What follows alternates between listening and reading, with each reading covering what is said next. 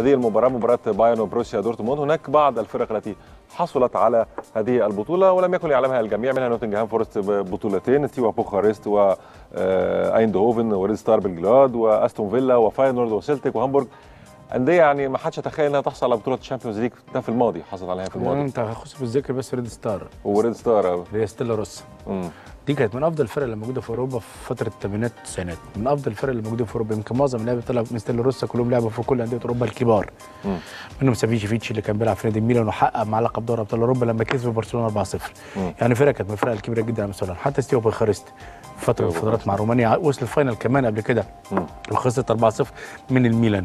استون فيلا ايضا، استون فيلا، الاندهوفن ايندهوفن يعني فرقه برضه من الفرق الكبيره جدا، كانت فتره من فترات في هولندا يعني. ونوتنغهام فورست يعني انا فاهم من سؤالك، من مغزى سؤالك يعني فاهم مغزى سؤالك كده ان انت يعني بروسيا دورتموند يعني وبروسيا حصل ده كلامك يعني معنى سؤالك ان انت كلامك بتقول ان بروسيا دورتموند اقرب يعني ممكن ممكن وارد. يعني انا زي ما قلت لك عملت وتايه بعد القرعه الاولانيه قلت النهائي الماني، وعملت وتايه ثانيه قلت انا اتوقع ان بروسيا يحقق اللقب لان الضغوط اقل بكتير جدا عليه من البايرن ميونخ. وشاف في فرحه كده وانتصار قبل المباراه من مشجعي البايرن. كل دي عوامل انا هنتكلم فيها فنيا هتدي مثلا ممكن افضليه نسبيه لفرقه البروسيا حتى لو جوتزي غايب.